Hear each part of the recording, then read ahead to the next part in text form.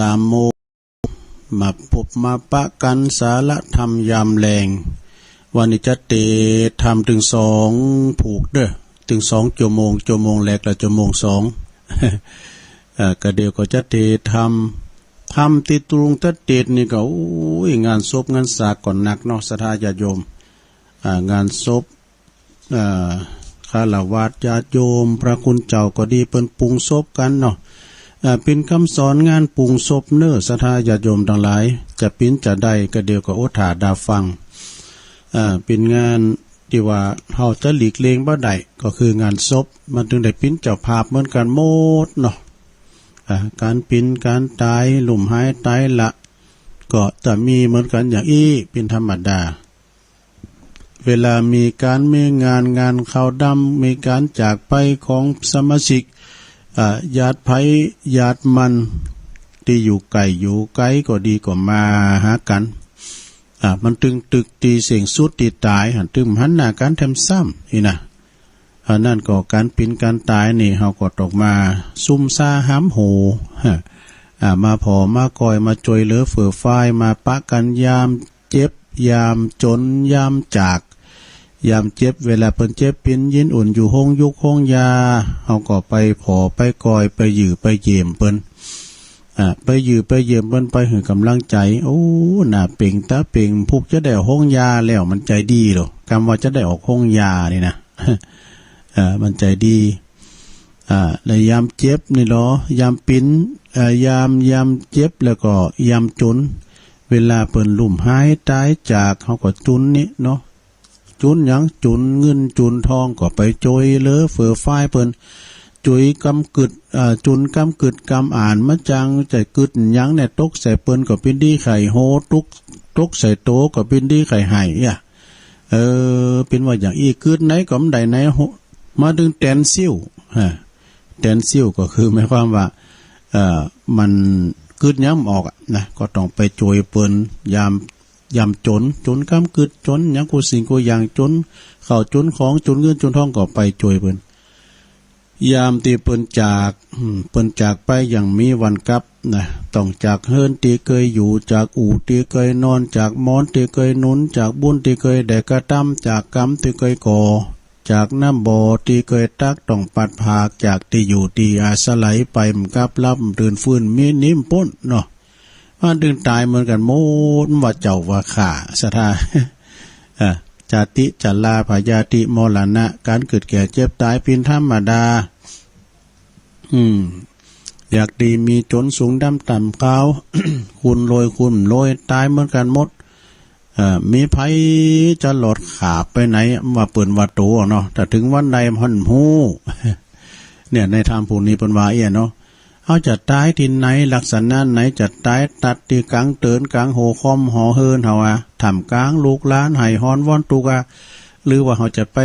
หมดลุ่มหายใจตีโหงยากะนะหรือว่าตั้งข้างต่างกะตั้งแพะตั้งป่ากลางป่างาใหม่กะมันเฮากำหนดได้แล้วก็จะตายโดยสาเหตุอันใดเนาะอันนี้มาเป็นอย่างอีนะศรัทธาญาติโยมทั้งหลายจะไปประมาทเนอะจะไปประมาทยิ่งบัดเดี๋ยวนี้โรคภัยไข้เจ็บมันก่อนนักหลายศรัทธาไปไหนก็มีเกาะป้องกันไว้เนาะเรื่องกับโรคภัยไข้เจ็บหยังต่างๆเนี่ยนะก็ระมัดระวังไว้ก็เดี๋ยวตุลุงจะเตะทำไปก่อนเนี่ยวันนี้จะแบ่งเวลามันจะแบ่งหมายความว่าสักปลาย3 โมงนี่นะใต้ๆนี่จะเปิดสายเนาะเพราะว่ามันแบ่งเวลากันเนาะการจบตึก3 โมง4 โมงแล้วก็เดี๋ยวไปกดเต็ดสัญญาณไปก็ตูนอื่นไปก็มาต่อแถมตุลุงก็จะไปต่อไฟหินทำให้กันเนาะใต้รายการคอยโทรมาให้เนาะศรัทธาญาติโยมการโทรนี่ก็เป็นการดีนะศรัทธาญาติโยมตุลุงในรุ่นตอนที่เปิ้นโทรตั้งแต่ปีภายน้องมาน่ะเนาะอย่างแม่มหยังก่อนนี่แม่หยังน่ะเปิ้นอยู่พี่นะตั้งบ้านอันเมสีพันมาสีทอนเนี่ยอยู่ตั้งอันสลับปีไปนะแล้วก็บ่ลอยก็เป็นจมูกเดียวกันบันทิป่ะเนาะเพิ่นได้ยินกันลูก แม่บัวลอยอยู่บันทิแม่สีทอนมาเป็นป้ายอยู่อันสลับปีเนาะ บ่ลอยเขาเดี๋ยวหุ่นจักกันหมดอากาศตุลุงเนี่ยให้มันปีหนูปีไผ่น้องมันญาติไผ่ญาติมันเนาะอย่างตุลุงกาวตุลุงกาวงานเนี่ยน่ะเปิ้นไปอยู่เมืองป้าเมืองฟ้าเปิ้นได้ยินเนาะโอ้บ้านเฮานี่จะมีงานเฮ้ยบ้านเกิดเมืองนอนห้อมก่อนเปิ้นจะมีงานเปิ้นจะป้อยโลงได้ยินตุลุงนั้นมันประกาศอยู่นะมันเป็นการที่ว่าเสริมกันเนาะก็น่าเอาไปหูจักกันนั่นบ่ได้ก็หูจักย้อนคืนเนี่ยกะเนาะย้อนคืนเนี่ยตุลุงก็มานั่งจัดรายการอยู่ที่ห้องส่งวัดพระธาตุดอยน้อยแผ่พายกระจายเสียงไปปุ่นเมืองเป่าเมืองฟางเนาะพดละปูนเจียงใหม่พดแผ่วปุ่นนะโดยตั้งแม่แจ่มบุญเนี่ยนะนั่งอยู่ตีเดียวเนาะเทคโนโลยีนี่ก็เน็ตหนักแก่เนาะกำเดียวไปหลายจังหวัดหลายอำเภอนั่นก็ฟังกันไปเถอะขอปิ้นนันสะพานบุญเนอะสถานีคืนนี้นะคืนนี้ปิ้นสะพานบุญแต่พอออกสถาญาติโยมทั้งหลายตุลุงก็มันคืนฟันไว้แต่มันนั่งจัดรายการเนี่ยโอ้มันก่อนนี่ตุกขอยอขอแปรนะตุลุงนี่นะมันจะว่าละอ่อนมันเคยตุกนะตุกมาเก่าด้วย มันก็แล้วมาสบายยังไม่ตุนะมันจะสบายอย่างตุนะโอ้แต่กะขึ้นฟันซะหน่อยรุ่มก่อนเนี่ยมาฟังเปิ้นนะ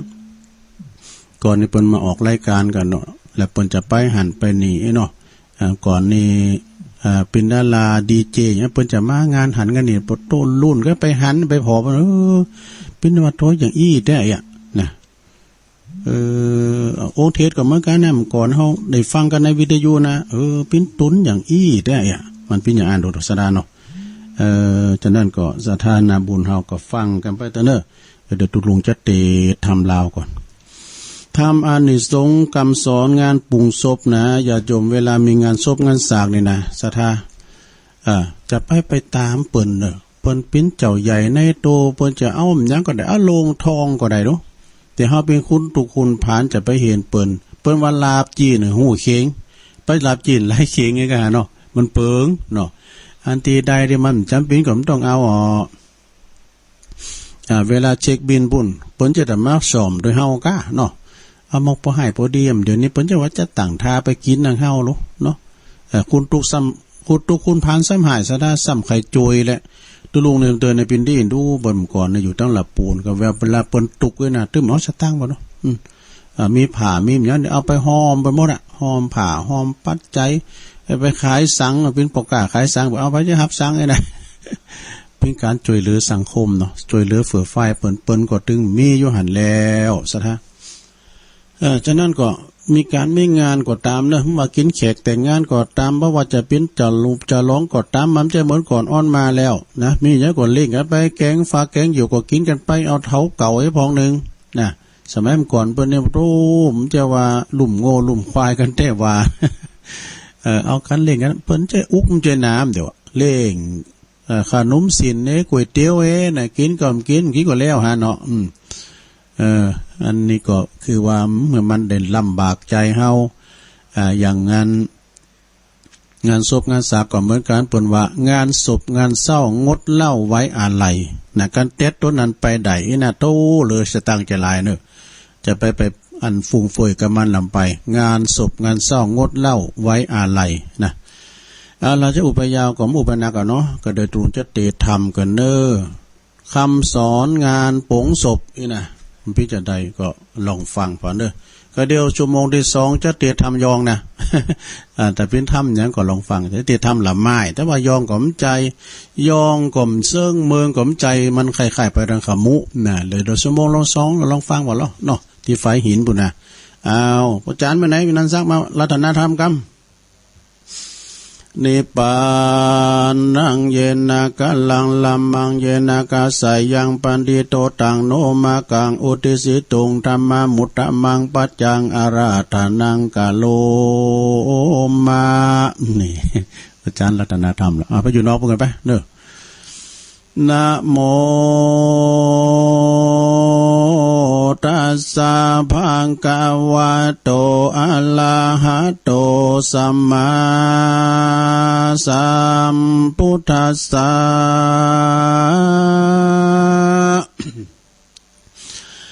ยา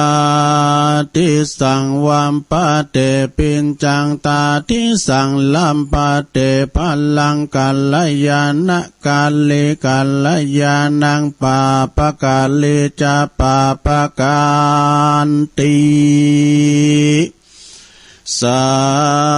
ทธโวดุลาสะปุลิสาตังลายตั้งยิ่งใจหนุ่มเทาอันมีเจ้าภาพเขาเป็นประธานมีใจบานผ่องแผ้วลับสินแล้วลวดฟังธรรมจงดาจามแต่ตนติดสืบสนถึงปลายจักบรรยายบอกกล่าวได้รู้ข่าวกองดี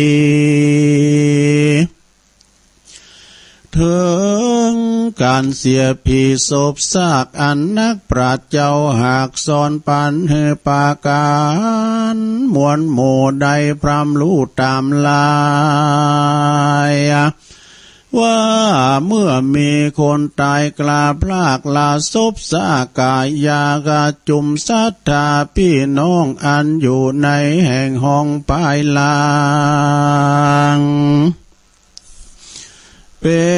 นทุกขังโศกไม่มักร้องลำให้อะไรถึงคนตายก่อยกาดบ่อใดขาดเสียคนพ้องทาล้นไม่เอาบ่กินข้าวกินน้ำโศกเศร้าลำอาวรจักหลับนอนก็บ่ได้มีแต่ลงให้คืนวันย้อนอาลักกันอาลักอาไลกันบ่พรากต่อคนตายจากไปนาเป็นดังว่าอกจักแตกย่อยใหญ่แยกเปปังนักปราชญ์ยังกล่าวไว้จงเฮือใดดาจำหมายว่าเมื่อมีคนตายก้อยกาชีวิตขาดเป็นพีญาติกะมีมวลหมู่มีลูกน้อยอยู่เป็นจุมแวดล้อมมาลุมร้องไห้อยู่ที่ไก่และไก่คนตายย่อมมาผิดแผกผิดลวงหลายแบบบาวะอันนักปราชญ์เจ้าสอนมาว่าคนมอละนามูบหมูบ่อาจหูสานใดคนตายไปมวยมอดบ่อาจลอดขึ้นมาอันญาติกาเจือเผาตังลูกเต่ายิ่งใจแวดล้อมยายมวลหมู่ร้องลำให้อยู่จอมกันทุกยอมหวันเอาไม่แก่คนร้องให้ได้การว่ามีคนตายก้อยอากาศก้อยกวนกึดถอยตามทำอันองค์คำโตนโยดเดสนาโพธสอนมาว่าจุมสัตตามวลหมู่อันข้างอยู่โลกีย่อมนาจักนีย่อมตายนีเสียงไข่บ่เว้นไว้ตัวราใดจักมีภัยจักตายไปเสียก่อนหรือว่าตายย่อนไปลูนนะแล้วแต่บุญกรรมบาปอันกายหยาบมัวดำอันกาตำสร้างไว้ในแต่ไทยเดิมตีถึงเป็นมหาเศรษฐีมั่งเต้าแต่เป็นเต้าเจ้าผาปาลาคนอนาถากันอยากคนทุกข์ลำบากเข็นใจคนมีวัยหนุ่มเนาคนแก่คนเฒ่าจันลาคนฮึกหน้าใบบอดบ่รู้ลอดกองทำคนมัวดำเอาไม่ย่อมจักตายเสียงไข่ดีลีแม้นจักนีลีซอนไปอยู่ที่ไก่หนบนตั้งใดตั้งบนอากาศอยู่ในท้องตาดวังสายหรือว่าอยู่ในแม่น้ำอยู่เถื่อนทำกูหาอยู่ดงนาป่าไม้กาก็บ่ปนได้เป็นหมายอันว่าความตาย โมบหมู่ย่อมมีอยู่ยามวันย่อมดับขานมวยมอดบ่อค้างลอดเป็นตันลาหารคนมอลานานั้นใจกวนกึดไข่ตามทามนะการละว่าการละไข่กำนาล่ำถอยหรือว่าตำก้อยมองขี่บ่อใจกองดีสักหยาดบ่อใจกองนักปาดซอนปันกวนปากันสะก่อสร้างแต่ถ้าตั้งบุญหือตาหนุนข้าวน้ำวัตถุพร่ำปัจจัยฟังทำไปบ่ขาดหลังน้ำหยาดไปหาผู้หมอลันนามวยมอดบุญไปลอดจูโนนย่อมเป็นกุลอันใหญ่ปาเฮือใดเจยบานแถมประกาศหนึ่งเล่าหนัวคนหนุ่มเท่ายิ่งใจอันนั่งใหญ่มวลหมู่จุงพรำรู้ตามธรรมนะอันละจักกาตำเลิกซากตามเก่าลากปะเพเนก็บอกเอาคนดีแบบเบาก็บอกเอาคนมั่งมีมาเป็นแบบเบาบอกเอาเจ้านายมาเป็นมาบอกเอาเจ้ามาเป็นนายบอกเอาคนหลายมาเป็นใหญ่ฮือหูไข่ของตัวฮือหูไส้ของตัวบ่เมามัวตามเปิ้นบ่ได้เลื่อนตามเขาบ่เกิดเบาเอาตื่นมาทุกปันหมื่นจังตัวมาคนหมอลันนากลาพลากจากการเลิกซากส่งสาการเหือหูปามานตัวเก่าว่าเราเน้นเล่าบ่มีลายการผ่านภัยเยอะใหญ่ของเราบ่มีก็ไปยืมเขาจักมองเงาเมื่อซอยตุกจองหอยด้วยมาคนมีคำขาบ่ไหลหรือว่าคนยศใหญ่สักสูงเลิกซากปู่ลุงพ่อแม่ตั้งเท่าแก่เอาอาตังวงศานั่นใจย่อมแย่ใดตามมาใจขาลงคำใส่ว่าตังเปียปาดดนตรีบอกไฟมีพร้อมไข่แม่นเยอะใหญ่สันได้เงินคำสายแต่ก่อนบ่รู้ผ่อนหายนี้บ่เครื่องขี่ไม่มาตุกบ่ปาดปลายลู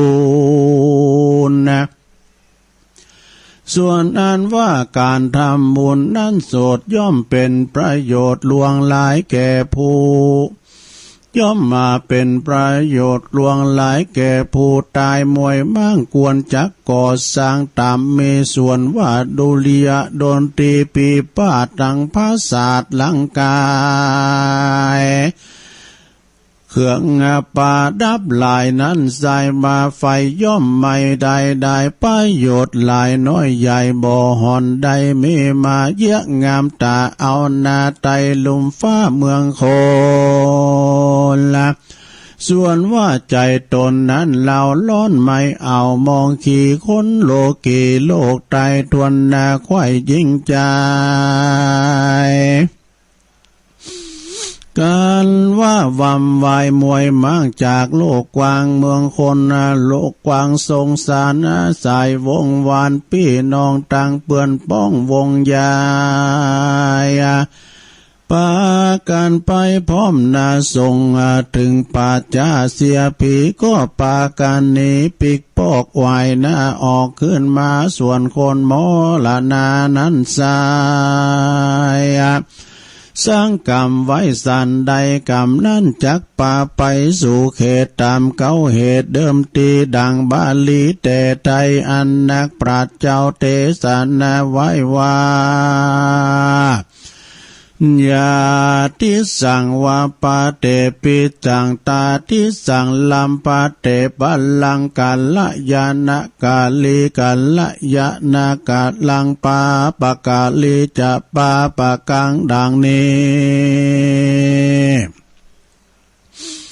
ไขเก่าจี้เป็นไตว่าปุกกาละผู้ใดนั้นใส่สร้างกรรมไว้สันใดกรรมจักป่าไปตอบใส่เฮือใดไล่แลดีอุปมามีนั้นลา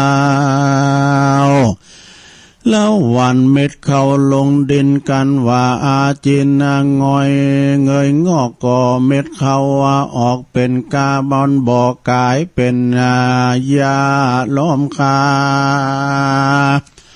อุปมานั้นใส่ดังคนโลกไตสงสารมีใจหานกายหยาบกาทำบาปบัวดำบาปจักนำตกตอดลงสู่ลอดอเวจีกันกาทำดีก่อสร้างแต่ตาต่างบุ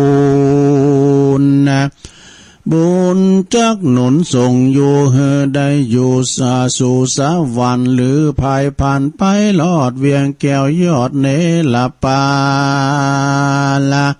แถมประการหนึ่งเหล่านักปราชญ์เจ้าจะสอนว่ามีคำว่ากันมีคนเมื่อมอนมูบมูพี่น้องหมู่วงศาบอ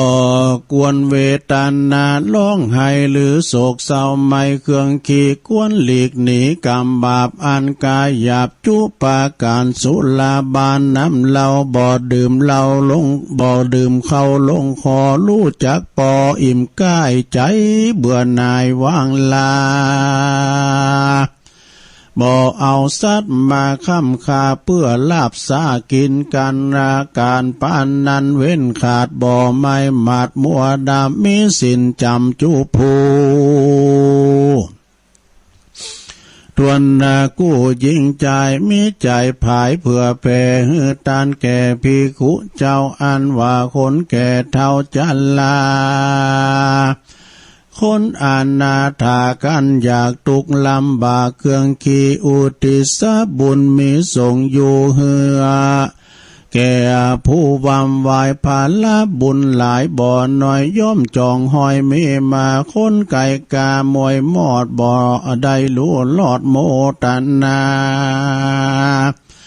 บุญย่อมป่าพ้นจากต่างตุกยาเครื่องขีส่วนยาติกามีนั้นใส่บุญย่อมหน้าป่าเหือใดเจยบานสุขสำลานจื่นจ้อยดังไฟห้อยผาฐานาขอศรัทธาจูผู้ทวนกู้ยิ่งใจสุขสบายเตียงเต้าตุกคำเจ้าสวัสดีเดเตอเนติตังกิยาสังวันนาวิเศษจาห้องเหตุกรรมสอนปงโศบก็บางกมสมเรสเดชแล้วเต้านี้ก่อนแลสาธุสาธุสาธุเอาแล้วศรัทธาญาโยมทั้งหลายจบไปแล้วบ่ทำกล่อมยะทำหลวงพ่อบุญปันปุญญะธรรมโมวัดแม่โป่งเนาะหลวงพ่อตุอุ้ยเฮาก็ถ้าฟังอยู่หั่นน่ะจ้า ตุลุงอุ้ยเฮาเปิ้นก็ปินนักปราชญ์บัณฑิตเคยเตดน้ำเตดทำออกสถานีมาเปิ้นก็ฟังตุลูกตุหลานอยู่ปินประจำนะตุลุงตุอุ้ยเฮาเนาะหลวงพ่อบุญปันปุญญธรรมโมเนาะวัดแม่โป่งเปิ้นก็เอาอันนั้นมาสูงมาตุงข้าวหำมาสูงมาตุลุงแต่เปิ้นถามปัญหาตุลุงพร้อมหยังพอตุลุงตอบได้การเปิ้นมีทีมงานที่เปิ้นตอบได้เพิ่นมีลูกตุลุงในภูมิปัญญาภูมิหูภูมิธรรมมันน้อยอุ่นหูช้างจบป .4 ไม่มีเส้น 100% ราษฎรเต็มขั้นเคยบุกดินสินต่อกันถามว่าควายแม่เนี่ยมันไปนาดีไอ้ไหนเอาเฮาไถแล้วเฮาเผือเอาก้าวเฮาเติกนาน่ะบุกแต่นาแจงคันนาลกกาหวานกาในหูอยู่ อาชีพเก่าแล้วเยไฮเยนาน้องก่อนอยู่ห่างให้ห่างหน้าลินพายนี่จางกันก่อนเดี๋ยวลืมมาแล้วเนอะลืมมาแล้วก่อนนี่บอกโอ้อยู่ก็ตามห่างให้ห่างหน้านี่โอ้ละอ่อนเล่ความเจ้าหน่อยๆเนอะมันหลายนี่ ไปเขอันน้อยไม่ยิงคนนึงนะปุตุไปไล่งูไล่ควายไปเกิดหันได้ดูนะเพื่อนน่ะเอาไปมาเปิ้นใหญ่มาเปิ้นปิ้นไม่เล่งเปิ้นปิ้นไม่เล่งอันลำใหญ่โอ้หัวจ้าหมูเขาไปลือยืมจะตั้งให้เขาเมื่อยืมเก่าเนี่ยเป็นว่ากิวปู้กิวด้อยพอใดนะพอหันนะสตากิวคุ้นเนาะผอมหันนะเนาะอันน้อยเด็กขาเนี่ยมันยังว่ามันจะเฮ้ยว่ามันจะตำอ้อยตำคอยล้ำเลยอยู่ว่าตุกผ่านกันยากเวลาบุญมันมาถึงนะบุญญาวาสนาส่งเนาะบุญญาวาสนาส่งกับว่าใหญ่โตใหญ่หนากาบานนั้นกับได้ทำการทำงานดีนะเล่งครอบเล่งโคก็ได้ปึงปลาอาศัยเล่งปอเล่งเมหะเนาะนะเนี่ยวันนี้นะคุณเฮานะแต่ไปประมาทไปประมาทคนล้มอย่าข้ามนะเปิ้นว่านะไม้ล้มข้ามได้คนล้มอย่าข้ามขอบคุณทางหลวงพ่อบุญปันด้วยเนอก็ตุลุงก็เทศนาธรรมธรรมผูกก็แถมผูกนึงเนอก็เดี๋ยวก็จะเตะแถมผูกนึงอยู่ชั่วโมงที่2แต่เตะทำยองให้ฟังทำลำไม้ยองก๋อมเชิงเมืองก๋อมใจค่ายไปตังบุญเนาะเมืองกัมพูชาบุญเนาะพวกนี้จะเตะทำขืนเฮินใหม่เนอะนะสมมุติเนาะแม่หลวงเขาเนาะอย่าหลวงโอนเขาเนี่ยเปิดก็คืนเฮินใหม่เนาะเดี๋ยวนะพวกนะจะเอาทำมงคลมาเตะได้กันพวกวันดีดูพวกวันดีนะวันเบงก็สดใสวันใดก็มดปอนพวกจะเตะทำคืนเฮินใหม่กันเนอะแม่หลวงเขาก็สมมติว่าเดี๋ยวนี้คืนเฮินใหม่ตูปันนิมนต์มาเตะทำเคหาพิเศษเนาะตัวลุงจะใช้ยันโตเหรอนะอยู่ดีมีสุขไล่อาคาถึงมันหอมหายไปหนีไปไกลแสนโยดแสนว่านำปลาสิงที่ปิ้นมังกะละปิ้นมงคลเขาฮ้อเขาเฮินเนาะแก้วแว้นแสนสิงเขาฮ้อเขาเฮินนะไล่อาคานี้ไกลแสนโยดแสนว่าเนอะวันผูกเจ้านี่จะเตทำนะแม่เพนก่อมพุกกันเนอะแม่เพนขาวเตี้ยนี่เปิ้นนี่เป็นเจ้าประจำแต่คนสู้ชีวิตแม่เพนนี่นะจะได้ฟังก็ห้ามเด้อเนี่ยเพราะเพิ่นฟังได้ก็ถ้าว่าเจ้านี่เพิ่นฟังได้ยินอยู่เนาะแต่ว่าถ้าว่าแรงอาจจะบ่ได้ยินเพราะว่าเก่าหนึ่งได้ออกหรอกนะแล้วก็หลายทันเนาะถึงโลงถึงโลงหมายความว่าถ้าคืนเฮือนใหม่กูเฮินน่ะได้กันไปเปิดฟังนะคืนเฮือนใหม่กูหอกูหลังคาเฮินเนาะศรัทธาญาติโยมทั้งหลายบ้านเมืองบัดเดี๋ยวนี้มันแห้งมันแรงเขาขอเงินคำก็หายเข็มเนาะเขาขอเงินคำก็หายอยากหายเข็มบ้านแห้งเมืองแรงปลูกอันใดก็ไม่ได้คงได้ขายก็กอยกระตั้มเปลี่ยนกันไปในหลวงเนอะกอยกระตั้มเป็นก็ต้องทำใจนะต้องทำใจสมมติว่าปีไหนนี่นะเฮาได้อันเงินต่ออ่านต่ออีปีนี้ได้น้อยเคยได้เป็นปั้นกลายเป็นร้อยก็เป็นทำใจนะศรัทธาเนี่ยแบ่งเบาภาระมันได้ตือจังมันขันนาเสียที100 ล้านเปิ้นตกอัพเนาะเปิ้นตาวในนะไม่รู้หัวจักกับตาวในตาวในนี่เป็นก้ามยองดูตาวนี่คือลุ่มในนี่คือละลายก็ต้องเปิ้นลุ่มละลายนะศรัทธาเปิ้นลุ่มละลายเปิ้นย่ำเสียใจนะกลับมาขายก๋วยเตี๋ยวนะเนี่ยขายก๋วยเตี๋ยวขายขนมศีลก้ามจังแค่เปิ้นเริ่มศูนย์ใหม่ใช่เริ่มตั้งศูนย์ใหม่เนี่ยจะไปใจอ่อนเด้อมันเนี่ยมันจะมีกับบ้านเฮาเมืองเฮาเศรษฐกิจมันเป็นอย่างมันก็ต้องทำใจจะไปกินง่ายใจโอยเนอะลงเนอะแต่เบี้ยยังชีพมาก็เก็บไว้เวลาเขาเจ็บปิ่นยินอุ่นซื้อยุกซื้อยาเนาะเอาไปทำบุญของพองเอาไปคือเขาล่ำไปผูกเงินเดินเสือต่อออกแล้วไว้หวานนานก็ได้จากนั้นก็คือบรรยังเกี่ยวกับการใช้จ่ายรายได้ต่อฮือรายจ่ายต่อฮือเนาะจะมันทำอกทำใจทำอกทำใจไปตัวลุงก็ว่าจะเอานี่มาว่าทำกรรมเนี่ยว่าเต้นอยู่ก็ฮะเนาะป่าตายรายการปุ่นเกินตัวลุงก็จะเอาอันนี้มาว่าแถมกรรมหนึ่งอย่ามาว่าตัวลุงก็ไปอย่ามาว่าก็จะเปิดสายกับทำบึดก่อนนะทำบึดก่อนใต้รายการเกินเนี่ยติ๊กอันนี้ไว้นะไม่นายก็อย่าตัวลุงในสเปเฮละนะศรัทธาญาติโยมทั้งหลายสเปเฮละว่าไป กันมีหยังให้เลยเพิ่นก็โอ้มีกรรมแต่ตุเนี่ยไอ้น่ะก็เลยเอาธรรมมาเทศพองเทศธรรมะบรรยายณบัดนี้พองแล้วก็ทำหลวงพ่อบุญปันสาธโวพองนั่นน่ะกันเนาะเฮาก็มีกรรมแต่พองลินพองแต่ที่แต่ก็มีติลินก็มีนะเอาเรื่องดอกไม้กำเนาะอันนี้เป็นกำมนต์งานสันเล่านะเอามาขันรายการให้หน่อยนึงก็จะเปิดสายก็จะยาวลงไปครับเพิ่นจะว่าถึงกันเนาะจะมีครับเปิดสายหันนี่นะดอกที่เป็นตัวแทนของความหักคือดอกกุหลาบนี่ดอกกุหลาบเนี่ยนะดอกกุหลาบนี่ปิ้นลำปิ้นล้วนเนี่ยไว้ปลูกนะเพิ่นจะเอาไปขายก็วันวาเลนไทน์นะวันวาเลนไทน์นี่เป็นคำภาษาอังกฤษถ้าวันตุลุงนี่จะเป็นวันนอนควายผมมันละเมาเหล่ามายุบมาเฮียลงงองเป็นวันนอนควายดอกที่เปิ้นเอาไปไหว้พระไหว้กราบไหว้ใจก็คือดอกบัวดอกเข็มนี่ดอกบัวในลักษณะของ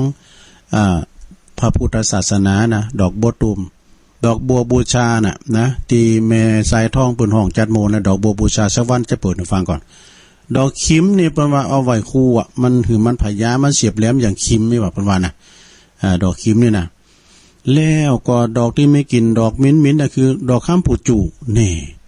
ดอกข้ามปูจูดอกข้ามปูจูนี่มันเป็นดอกดาวเรืองหรอแต่ว่าสีสันมันงามเด้อปุโตเปิ้นปลูกขายกันอะไรนั่นเปิ้นว่าแป้งแมสีถ้าไผเกิดวันจันทร์นี่เปิ้นถึงโปรดอกดาวเรืองเปิ้นแป้งพวงมาลัยโลนะแต่กลิ่นมันพอหอมแต่ว่ามันก็ดอกมันงามเปิ้นปลูกขายกันนั่นน่ะดอกที่มันเน็บอยู่ที่หูก็คือดอกจุมปาจุมปีนี่จุมปาจุมปีนี่นะแล้วก็ดอกหอมมีกลิ่นดีๆก็คือดอกมะลิพวงดอกมะลินี่สัญลักษณ์ของแม่เด้อเอาดอกมะลิพวงไม้พวงพวงมาลัยมะลิดอกพวงมะลิเนี่ยเอาไปไหว้แม่ก่อนนี้กันเป็นวันแม่ก็ซอหาดอกมะลินี่นะการไหว้คู่ก็ดอกมะเขืออย่างเนาะดอกมะเขือก็ไหว้คู่ได้การไปไหว้แม่ก็ดอกมะลิก็เขาหือเบาหือสาวก็ดอกอันเนี้ยดอกกุหลาบกระว่าเพิ่นนั้นเอาไปกราบไปไหว้ก็คือดอกสัปปะโทไปแต่ว่าที่กองไฟนั้นเราคือดอกไม้จันทร์ที่หอมสอบก็คือหยังดอกเงินน่ะเฮ้ยขี่ดอกเงินน่ะมันออกแดดออกก็ออกฝนตกมาก็ออกดอกเงินนี่นะดอกที่สีโมงก็คือดอกอัญชันนี่มันสีโมงนะสะทาเปิ้นเอาไปน้ำอัญชันล้ำนะน้ำอัญชันเนี่ยมันสีโมงเนาะดอกที่เปิ้นไปพอกันคือดอกบัวตองเนี่ยดอกบัวตองนะโตกับมันบานซับพังนี่ปวดตัวเลื้งให้ถึงดอยนะดอกที่มันก่อเปิ้นกลางดอกที่มันออกกลางดอยคือหยังดอกลุ่มแรงโถดอกลุ่มแรงนี่ก็งามนะดอกลุ่มแรงดอกซ้ำสารเลยก็งามหรอดอกไปซ้ำสารที่มันพัดตะแวนลงมานะเขาทาเดี๋ยวไม่ซ้ำสารย่ำอีกกำก่อนนะตุลุงเขานะไม่ซ้ำสารนี่มันจะมีหน่วยมันจะฟักมันเนี่ยฟักไปซ้ำสารนะเอาในมันนะสะท้าเอามาโขกินนะล่ำเนาะเอาในมาโขกินนะแล้วควายก็กินเนอะตุลุงมาคือควายแล้วคุณถามว่าเอาไปมันกินนักมันจะหลอดมันจะหลอดรูกว่าย่านควายมันจะหลอดรูกว่าโอ้หนักแต่ไม่ซ้ำสาเนี่ยมันเป็นตีเกาะตีกรรมของกะหลอกกะแมงอีหอกอีไหนกะโดยเฉพาะแมงอีจ่านี่นะภาษาย่องเป็นว่าแมงอีจ่าถ้าว่าภาษาเมืองครับเปิ้นก็ว่าจักรจั่นนี่กันเนาะมันห้องอย่างอาจารย์เปิ้นว่าน่ะหน้าวัดเปิ้นน่ะที่หน้าวัดปากทางเจริญนะปุตโตป่าไม้ซ้ำสาถึงนั้นน่ะนั่นเปิ้นเอารถมาจอดกันมันหุมวันค่ำมันสอบอยู่ที่นั่นแล้วมันห้องกันเป็นเวลาเด้อก็เวลามันห้องวันยันวันห้องโตนั่นนะมันห้องโตก็เดี๋ยวเอาหมูละเอามาเกิดผลแต่ปิ้นอย่างตุเจ้าจ้าไอ้เนาะก็เรียกว่าตุเจ้าเปิ้นจะสวดมนต์น่ะหลวงพ่อน่ะโยโซภควาก็ดูเขาตัวนี้ตัวก็ลุ่มนู่น มันมีปิ้นเวลานะตีหน้าวัดปากวัดเหล่าพุ่งซื้อแอมนาปุตโตสอทองใบหั่นนะมีหันเตยเนี่ยท่านพระครูบอกนะปุตโตไอ้เก่าอยู่บ่เดือดร้อนตัวลุงเนี่ยมันอยู่ก็มันห้องเดือดเดือดแล้วเพิ่นซอกันว่าเตี้ยเด้อที่หน้าวัดนั้นหน้าวัดเหล่าพุ่งซื้อหั่นนะอ้าวถึงไหน แล้วก็ดอกที่มีราคาแพงๆคือดอกวันวาเลนไทน์นี่ดอกนั้นมันแพงเตี่ยดอกที่อยู่ใกล้ๆคือดอกซากุระโหวันนั้นก็หันโนวันนั้นไปหันทองดอกซากุระซากุระเมืองไทยก็มีนะวันนั้นไปพองที่ทกมือนั่นน่ะดอกสีโมงน่ะดอกซากุระเมืองไทยงามบ่ทุเพิ่นจะไปกอบกันแน่นหนาเด้อดอกซากุระเมืองไทยมันจะพัดใบมันมีสักใบมีกระดอกทางนั้นน่ะสะทางงามบ่ทุสีโมงอันนี้ดอกซากุระเมืองไทยเราไม่พอเดิมเดือนนี่มันบานเป็นเดือนบ่วะตุปีเพิ่นบอกนะเวลามันบานนี่เป็นเดือนพุ่นน่ะตุลุงงามเท่าแล้วก็ดอกเป็นพวงคือดอกพวงมาลัยและดอกที่มันสีชมพูสีขาวใสน่ะคือดอกตะล่อมนี่ดอกตะล่อมดอกบานไม่รู้โรยนะอันนี้ดอกทั้งหลายนี่เอามาขันรายการเนาะโอ้ศรัทธาญาติโยมก่อนอื่นก็ขอเจริญพรขอบคุณกับสถานีต่างๆที่เป็นเกาะเกี่ยวสัญญาณไปมี3คืน4คืนคืนใหญ่เฮาก็คืนเก่า16โดยสุดเต็บขอบคุณท่านพระมหาประสิทธิ์เปิ้นควบคุมเป็นอยู่ที่ห้องส่งเนาะตัวปีอูเขาก็ดีแล้วก็ที่วัดพระบาทอุดมเนาะตัวปีเจริญเมืองฝางบุญก็ดีแล้วก็ที่วัดแม่แจ่มเพิ่นก็ตัวปีอุดรเนาะมนต์เสียงธรรมนะที่เพิ่นรับสัญญาณไปขอบคุณหลายๆเนาะเหลือ15นาทีตุลุงจะลองเปิดสายก็เดี๋ยวจะพักแล้วก็จะไปออกที่ไฟหินนี่จะเตทำยองทำอย่างก็ลองฟังก่อนเถอะวันนั้นพระอาจารย์เอาหลักเพิ่นก่อนเราแล้วกันวันนั้นเพิ่นเราทำนะเพิ่นไม่ได้เตดวันนี้ตุลุงจะเตดเนาะจะเตดทำหยังเดี๋ยวถ้าฟังเนาะต่อไปจะโทรมาก็โทรมาได้0899556506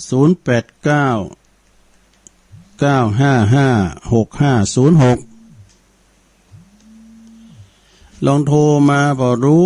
มีตันใดก็ศูนย์กันไปเลยเจริญปอนกดเข้าไม่คืนก็คืนหนึ่งก็ไม่ยอมคิดไม่ยอมได้แม่ปานี่แม่ปานี่แม่เมาอ่ะแม่เหรอฮะจังได้จ๊ะว่าคือวันนะจ๊ะฮะว่าคือวันนี่มาโอ้แม่น้อยจุ่มแก้วโอ้ก่อนนักเกนี่มึนนักเกเนี่ยแม่น้อยโอ้ลดความถี่ไปเลยญาติยิ้มโทรมาแม่น้อยจุ่มแก้วไปว่าโทรฟังอยากฟังตลอดนะแต่โทรมาคืนก็เป็นจะสิช่วยเนาะโทรคืนมาฟังติดแล้วกันนี่ถ้ามันติดแล้วกันนี่นะก็มันได้ติดตลอดแม่น้อยจุ่มแก้วสุวรรณวิหารสบายดีแม่น้อยโอ้คนนี้มันเหมือนสบายนะมันถึงได้ประจานน่ะอยู่ดีมีสุขกันเนาะแล้วมันมาแต่มันหนังกับวัคซีนแล้วจ้ะกินยาเข้าไปเนอะตุลุงก็กินยาไปตามไม่ใช่นะจ๊ะเนาะกษัตริย์ทำเนาะทำอกทำใจอยู่ดีมีสุขเนี่ยแม่น้อยเนอะมาตู้หาพ่องเวลาโตมันโตจะตุ้งหาพ่องเนาะก็เนี่ยเนาะแม่น้อยจุ่มแก้วอันนี้เปิ้นอยู่สุวรรณวิหารเนอะเปิ้นแปลงโคตรตานแปลงตุ่นคางามไผคาจัดเหมาะแม่น้อยนี่นะเป็นคุณวัดคุณวาเป็นคุณกินคุณตานคนนึงนอนวัดนอนวาแม่เขียวแม่ขาวเขาเนี่ยเจริญปอนไอ้ตาจ้าตุลุงโบก็หาแม่ไข่แก้ววงคำเจ้าฟังอยู่ดีกะดอกตุลุงมันมีแฮมอย่างนะมันจะมีดอกพักสาบเนาะดอกพักหวานแต่อันดอกพักหวานเนาะพักสาบกับพักหวานเอาหนึ่งก็น้ำพริกกับเมาะน้ำพริกตาแดงเจ้าคุณตอกน้ำนองแล้วซ้ำหายเขาไปเลี้ยงโง่เลี้ยงควายเนี่ยโอ้ยเขาน่ากะก็คือเอาไปเอาฮะที่กุ้งแพะนะจ๊ะเอาคุดที่กุ้งนะโอ้ยเดี๋ยวแต่กันหน้าก็ส่งเสียกันมันก่อนนะต่างกรรมต่างวาระได้เจ้านักขนาดเลยเดี๋ยวที่นี้มันก่อนเนี่ยได้ก็มีเนาะ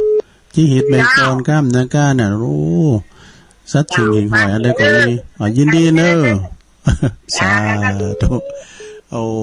แม่ไข่เกี่ยววงคำไปคุ้นบ้านเฮาธรรมดาเฮาเนี่ยหากินไปเจริญปอนไหว้สาเจ้าตุลุงตั้งได้จ้านี่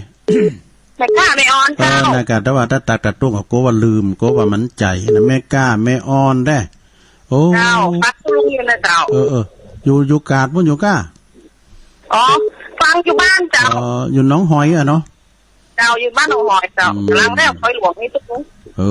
ดีกะเจ้าฟังถึงวันเนาะออกกี่วันเจ้าอันออก2วันนะกะหมายความว่าวันศุกร์ก็มัน2เวลาเนาะเจ้ากำ1 4 3โมงถึง5โมงแต่ตอนแรงแหมน่ะกำผู้กำเจ้านะกะเสาร์วันเสาร์ถึง9นึงก็ฟังตุลุงอยู่เจ้าไหว้พระตุลุงอยู่พวกเจ้าก็ไหว้พระแถมเนาะเจ้าเป็นกำลังใจขอบคุณแม่กานักๆเน้อสาธุบางทีก็มีกรณีพิเศษอาจารย์ไปก่อนตุลุงว่างก็สะดวกก็จัดเต้นกับเนื้ออีกก็มาจัดเต้นได้เจริญปอนกราบบังกาเจ้าโยมอยู่ตั้งใดจ้ะฮะอยู่บ้านมอสวนจำเป็นเจ้าแม่ตั้งขึ้นต้อยเสียก็ไฟหินกับชัดเจนดีเนาะเจ้าชัดเจนดีจัดนักเจ้าบ้านยังสังกับแป้งก็บ้านมอสวนห้วยทรายสวนจำเป็นเจ้าบ้านหมอบ้านหมอห้วยทรายเนาะเจ้าแป้งฟังชัดเจนดีนะแม่เนาะเจ้าฟังชัดเจนดีเจ้าดีกะพวกเจ้าก็ฟังทำเนอะเจ้าติ๊กก็นี่กำลังโทรมาปิ้นเตือนแลก้าเนี่ยมันได้ยินสักเตือมันโทรมาคืนน่ะเจ้าโทรมาเตือนแล้วเจ้ามาโทรมาคืนน่ะเจ้าเมื่อละตัวลุงก็จำว่าใครได้เนาะขอบคุณนะแม่เนอร์แม่หมอเนาะแม่หมอสันทรายแม่หมอว่าอันแม่เปิ้นอยู่บ้านหมอไม่ใช่ว่าแม่หมอหรือสมาเนี่ยแม่บ้านหมอสันทรายสังกะแปงเจริญปอนนมัสการท่านเจ้าหลวงพ่อมานิดมาแล้วนั่นแหละวันนี้อ่านญาติโยมทั้งหลายในฟังเรื่องต้องเสียงสตางค์การเทศข้ออ่านอย่างข้อตุลุงยอเขาเทศแบบฟรีสไตล์แม่น่ะมันฟรีตุลุงเนาะเตกะฟังแล้วจะสาระแล้วเพิ่นฟังเขาก็ดีใจแล้วเนาะพอตุลุงเป็นนักเทศสมัครเล่นนะนักเทศสมัครเล่นมันอย่างว่าเนาะเขาจะเป็นเล่นแต่เอาอันจะว่าเราที่เขาจบปันอย่างก็เราที่ว่าเจ้าตัวลุงเนี่ยมันจบร่างคำหวยแล้วก็เปิ้นให้จบร่างคำแหงกันนี่แต่ปริญญาตัวลุงก็ได้ปริญญาตัวใดมันโบดปริญญาบุญลังควายมันเหมือนเปิ้นก็บ่ถามว่ายายนานี่ฮู้กะวันนั้นไปเปิ้นหลวงวัดหนองหอยลุงพุทโธขบวนปโตธรรมโมสังโฆเนาะพุทโธมาบอกคำพุทธก็เราก็สราบ่เคยหันมันจังมาวัดก็ม่วนอาจารย์แม่น่ะอีกตัวไอ้รอบพอชีวิตงานมีเงินหมอก6ล้านได้อยู่เนอะบ้านหอยนี่นะวัดอันตุ่มตอมในบ้านแม่ตะกี้เนี่ยก็พระครูปิยะธรรมทัตพระอุชาเป้ผมอย่างน่ะดีแล้วลองจะก็นั่งเพื่อแต่ก็แปลงตรงนี้นะรับสาวหันเนอะดีครับเดี๋ยวก็วันเดียวเตะฟรีสไตล์เนาะได้สไตล์ฟรีนี่มันไม่ได้เที่ยงนะฟรีสไตล์แต่ตอนระวังหน่อยนะระวังลุงพอมันนี่จะมาเซอร์ไพรส์นะก็ได้เซอร์ไพรส์นั่นแหละขอบคุณเด้อบุญนะสาธุเป็นกำแต่กำลินกันแต่มันทำแต่น้ำลินได้นะอันนี้เป็นฟรีสไตล์เหมือนกันนะตุลุงเป็นก่อนลินได้เดินปอนรายการเจ้าตุลุงแม่เดินเพลนแหละเจ้าฟังอยู่นะก่อนได้โทรมาสักเตือนแม่เดินเพลนแต่ฟังอยู่เนาะเจ้าฟังอยู่ตลอดเลยเจ้าเว่าตอนบ่ายเจ้าคือบนโทรสั่งกันเนาะบนเนี่ยก็โทรมาอยู่ตึกแม่น่ะ96ชัดเจนเนอะท่านตุลุงเดี๋ยวนี้96ก็ถึงชัดเจนเนาะเจ้าชัดเจนอย่างกวนเลยเจ้าแต่เปิ้นซ่อมแซมมาตัวนั้นแล้วก็เลยชัดเจนถ้าก็เตือนตุลุงฟังวอนี่ต้องซ้อหาตีกันเดี๋ยวนี้เอาตำไหนก็ได้ยินหมดอ่ะเจ้าไม่ต้องใจอากาศชัดเจนเจ้าอันนี้ขนาดแป้งจู้มันได้ในการเอาตัวจริงไปตะมองหือหมู่เนาะตักยังลงกดแสงเนี่ยเนาะรุ่นเขาต้องรุ่นเอามันได้ใหม่เลยเมษาเนี่ยเนาะ โอ้ถ้าได้เครื่องไม้แหมเพราะต้องทัดดังไป โอ้กันมันมาเคืองมาทอหลัดทัดเนี่ยนะตัวนู้นซื้อเหมือนไปเอาสักคนอ่ะเดี๋ยวเอาคนเดียวละ แต่ก็บอกเนาะ จะมองเจ๋วแล้วเนาะจะรับหูรับตาซื้อ ตอนนี้มันไปเนาะ ไม่เนาะ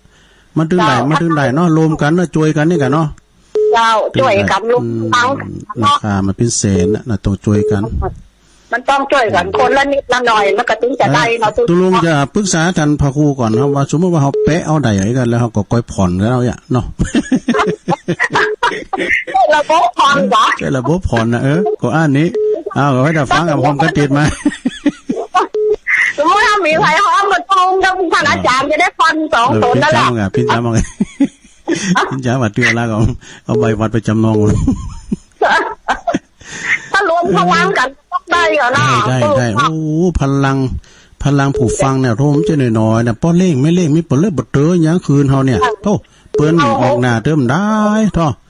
ขนาดถ้าตุลุงเนี่ยคอมเนี่ยนะชาวเตอเนี่ยปดโธ่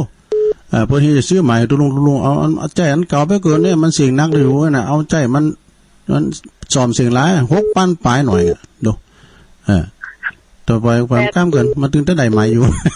โอ้แต่น่ะโอ้มันบังเท่ากับม่วนกันหมดนะเนาะ แม่น่ะโธ่อยู่กี่บ้านล้านหน้าได้ยินหมดเด้สัมพองเปิ้นเคยฟังยองก็ได้มาฟังเอ็มเดี๋ยวนี้นี่เนาะ เจ้า อันนี้ก็เดี๋ยวติดทำขมุก่อนขอบคุณแม่เดินเพนเนอร์สาธุโทมึนๆเนี่ยเปิดจะโทรไหมเตือนโลเจริญปอน ไหวสาเจ้าตัวลูก เปิดมาโดยการลูกกูนี่นะ แม่จันเลื่อนใสพอเล่งไม่เล่งนะคืนเขาเบลเบลเตื้อแม่จันเนาะโอ้ช่วยกันอย่าง ช่วยกันแม่น่ะงดงามหามขี่เดินมันยังแป้นเนาะเด็กแต่มันนู้อย่างแม่จันเนี่ยสบายกว่าแล้วก็ได้ปโตไปเนี่ยออกการลดมดเลยตัวลูกก็เตือนแล้วแต่สีช่องแล้วกำอาจารย์ไหนนะมันต้องตัวลูกไม่จันเพิ่นเหมาแล้วอันนี้ว่าแต่สีช่องนะสีช่องหับตามันคือการนำมันลดของไอ้บุญรวยกันเพื่อนแม่จันเป็นขี้เรียบร้อยแม่จันก็ไม่เดินเพลินกันเนาะน้องเกสรยันน่ะนักกับปินเบาเนาะน่ากะตัวต่างนางได้รถดูดถึงการคุณหาคุณได้พกถึงคุณครับขอให้บุญรวยช่วยกันออกด้วยตัวก็มาเขาก็มาไม่ใช่ได้ตัวลุงอันนี้มันผมมันเป็นเจ้าของมาดูไปปีนยักษ์ตัวก็มาด้วยกันเนี่ยออกด้วยกันกันเดี๋ยวเอาเจ้ามันหานด้วยนี่กันมาโมนแล้วล่ะอู่กันมาโมนเวมานะเวสื่ออันนั้นอันนี้โตปดโตไปหันหอมป่อมยาวไปอย่าบอกได้ปดโตเป็นศอกว่าไหนหอมป่อมยาวเวียนแขนแต่กะเตียนกิ่วลุ่มกันเนาะอะไรกันเตียนหมดเนาะนั่นกะจุ่มลำดีโมนดิดูเขาไปทางปูนเนาะไปทางแพทางป่าโมนดิได้พอทั้งป่าไม้ครับนะแกโมนดิการตั้งแต่พระครูขึ้นไปแฝงสอมแซมเนี่ยซักเจนดีซักเจนแล้วนะเปิดตั้งวอก่อตำไหนตำหันได้ยินหมดแหละเตียวกายมันจะได้ลูกเตียวกายก็หายดิเดี๋ยวนี้ได้ยินหมดกูเจอนี่แล้วกระเดียวก็ย่ายคนเดียวมันให้คนมีแบบละเนี่ยของใหม่ต้องมาฮือเนาะโอ้กันได้ใหม่ว่าไกลเลยนี่กะเวลาจบพอดีชั่วโมงแรงแม่ขอบคุณในน้ำหนักเด้อสาธุโอ้ขอบคุณกูเสียงกูสายกันไผยังปอดเด็กกระเดียวไปปักกันชั่วโมงที่2ที่ฝ่ายเห็น104.50เนอะ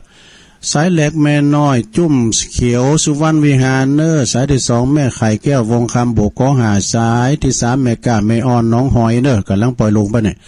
สายที่4ก็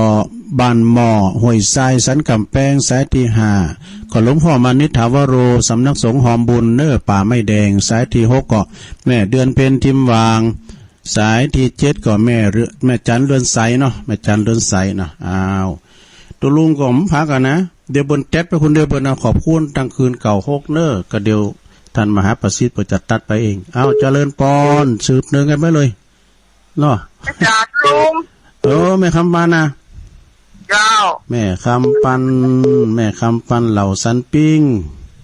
คือที่แม่กับฟังว่านนี่อันอ่านหมกแถวไปได้ เกมไว้กะเด็กเกียมไว้ละ